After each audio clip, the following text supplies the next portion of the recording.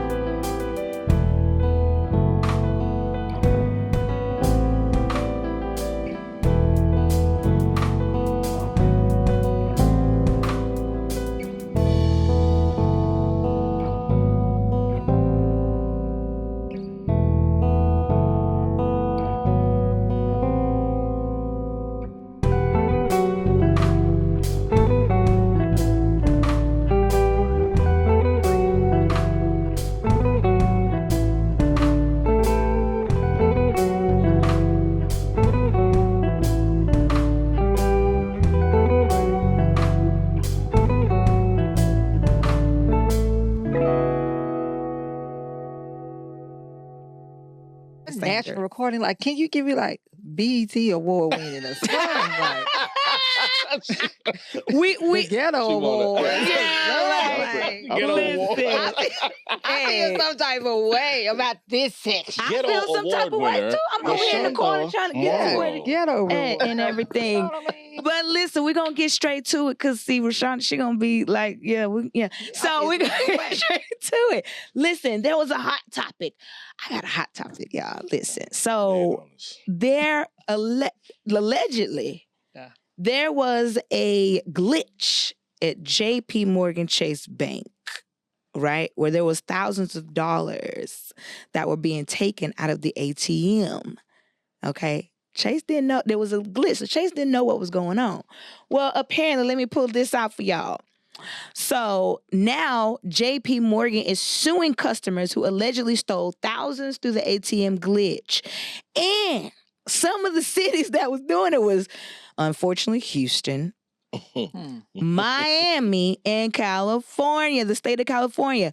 And in a Houston person, someone out here in Houston, a man allegedly owes the bank over $290,000 after a friend, we were talking about friends on the last episode, deposited a fake $335,000 check into the ATM. Meanwhile, in Miami and California, there's some folks that owe between $80,000 and $141,000 right now. What y'all think about that? Why he didn't tell me no money? I'm mad. I bank with Chase. I bank with Chase too. I'm with the credit union. Shout out to the credit union. I'm trying to figure out how that was even feasible to deposit checks of that amount into the ATM. They normally said it was a glitch. Like, I don't know. So was it at multiple ATMs around town, or was it at specific locations? I don't know. It's just somebody did. I heard Man, that people was depositing the money, saw that it had like a positive 30,000, and then when it went negative, they was calling to see what happened. You knew you was scared. What you calling to see what happened for? You knew you was stealing the money. Yeah, they was already on to him. You knew you ain't had 30,000 in your account anyway. Yeah, Chase normally pretty good about that. Them fraud alerts. Yeah. If it don't look right, they texting or they emailing or something. So, but would you have gave the money back if you knew it wasn't yours? Yeah, man. Listen. Allegedly, I would have closed that account after I got the money. Allegedly. And allegedly, she was going to jail. I am not a scammer. Oh, close the account or not? I mean, they would have got you. Yeah, they would have found. Yeah, they would have. Orange is not the new black for me. You I'm cannot with make you. we will not be making the exchange Yeah, at Chase. You would not Don't engage catch in me them at the Fed. activities. Jeremy, Yeah. you see it, right? Not- We will not be making the exchange. Yeah. I would- We will not be. Yeah, that was crazy. Yeah, that's refuse to catch a it's Fed. such a risk, man. I mean, you're talking about that amount of money, That's a lot of money. a federal bank. I mean, it's so risky. It's almost like them PPPs. Them folks. Yeah, same Yeah, type man. situation. A lot of people didn't even go to jail. She Well, they say mad. they busting them now, but Yeah, they coming most after them people now. I know didn't go to jail. I know some that have though. I might, Wow. but they didn't do the 10,000. They did the big ones. They did the big ones, and They let was me tell buying the you, Lamborghinis. I know somebody who went down who is behind bars right now because not only did they get the loan, but they were preparing applications for other people to get loans as well, and they were getting paid off of them loans too. Wow. So, but orange is the new black for them. So Why do we know everybody? Somebody, hey, I know somebody get the loan for you.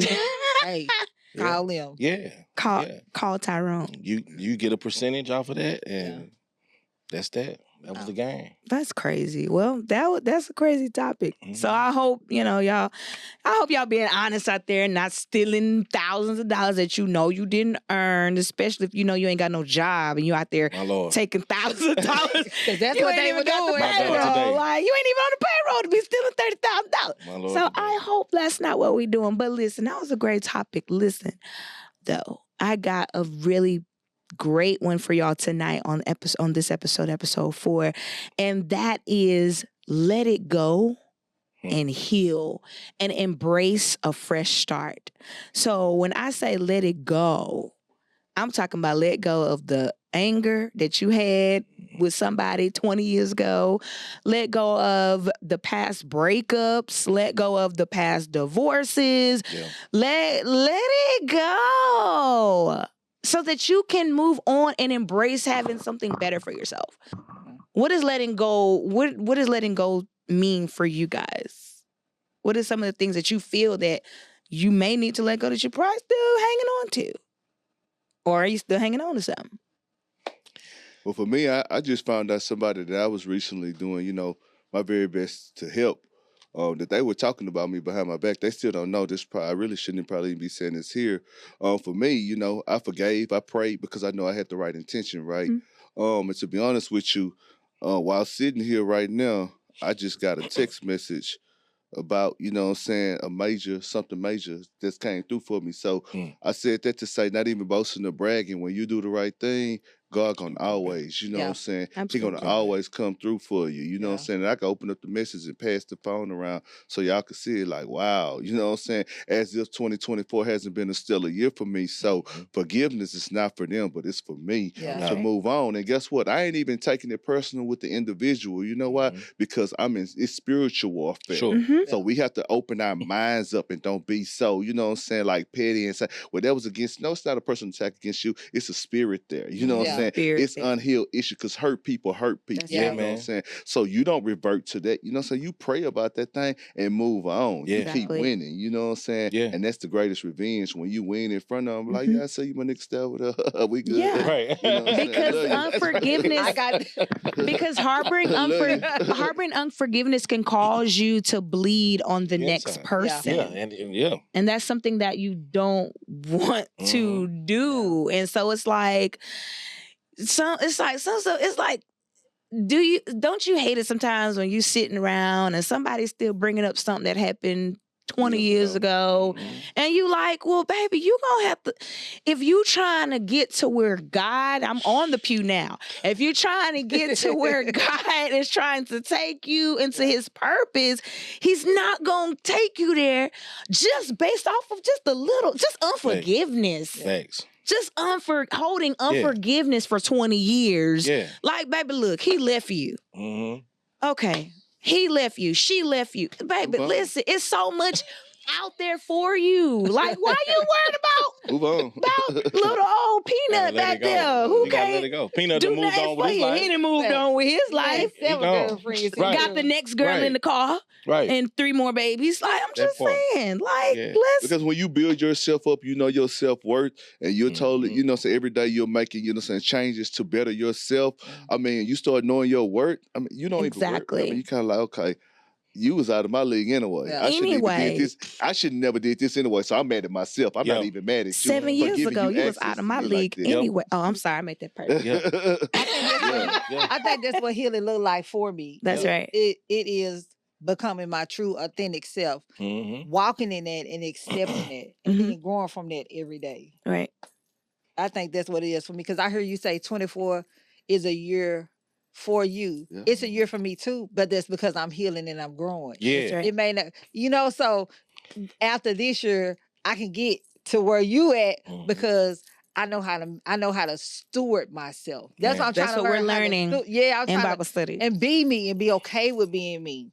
You So know? when the blessings do overtake you, because that's what they do. They're, I know how to you handle know, the it. blessings of the Lord make it rich, added no sorrow to it. Everything that he do, my cup run it over. You know what I'm saying? Surely goodness and mercy is going to chase me down. So when you do get to that point, you know how to handle it. And you know how to handle it well, and you develop other people to handle it because you got a testimony now. And what comes from the heart reaches the heart. True. Yeah. And you're able to, and then you're able to embrace the newness that comes along with it. Like I have this new thing now where I say God's purpose over everything. That's more important now to me than my past hurt and my past pain and my past breakups and all those other like crazy things. God's purpose over everything. And I've seen my life shift because I let some of those things go. I healed from some of those things. And just like the other day,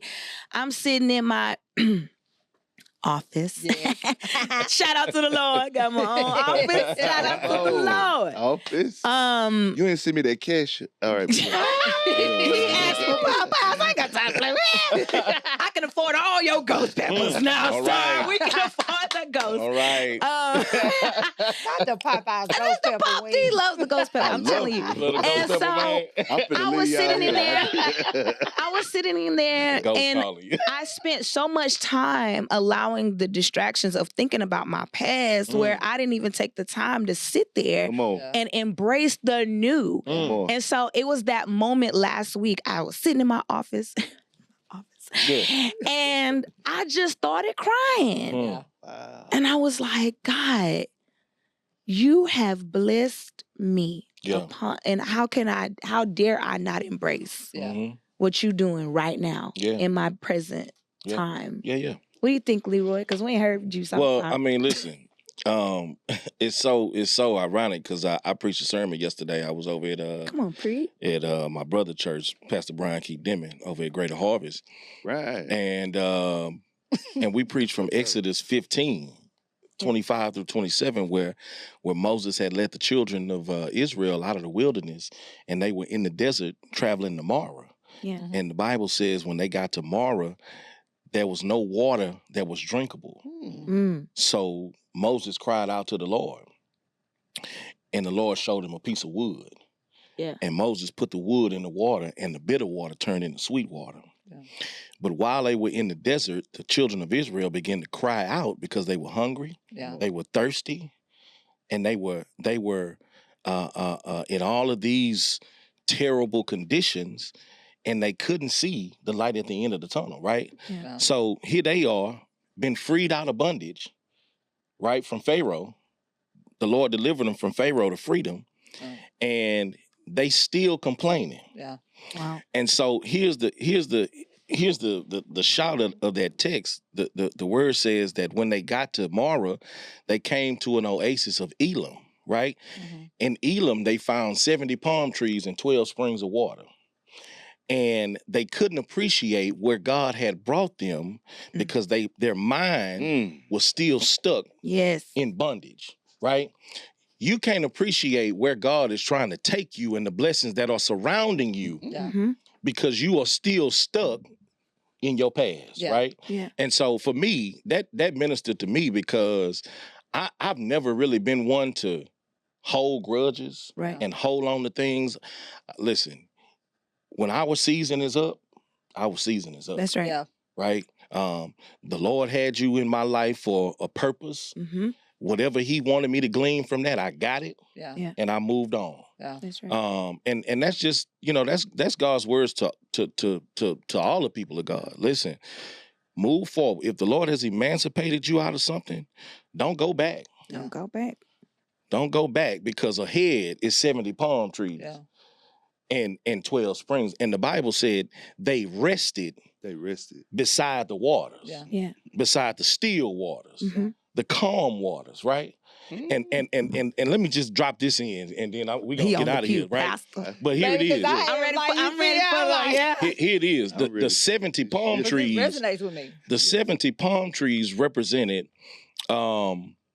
the 70 elders of Israel. The 12 palm trees, the 12 springs represented the 12 tribes, Yeah. right? And so it represents how God wholly and completely provided for the children of Israel when He brought them out of bondage. Yeah. Yeah. In other words, they ain't gonna never run out. That's Never. right. Right? That blessing is perpetual. It's continuous. Yeah. So yeah, move forward, y'all. Y'all don't We hold need back. an I resonate offering. with both of y'all Don't- because when I first moved here, Yeah. I it was frustrating that I couldn't embrace my new beginning. Mhm. It was so it had me like bound Yeah. because I didn't understand why I could not embrace it. Mhm. Because I never had a chance to just rest. Sure. I don't know what it is because I was in leadership before I moved here. So it was I worked 24 hours a day, 7. Yeah. My body was accustomed To that. going, to moving. Yeah. Yeah. So when I got here, and like you say, when I got to a place of rest, I Mhm. complained. Mhm. My body was conditioned to be one type of way. Mhm. So my mind didn't know what it was Come like on. to have peace, Come on. Right. to have rest, That's to good. not be responsible. I wasn't responsible for nobody but me for the first time in my whole life. And Yeah. I'm 46 years old. Wow. I've never been responsible for just me. Mhm. So it was just weird. Like Yeah. I'm finally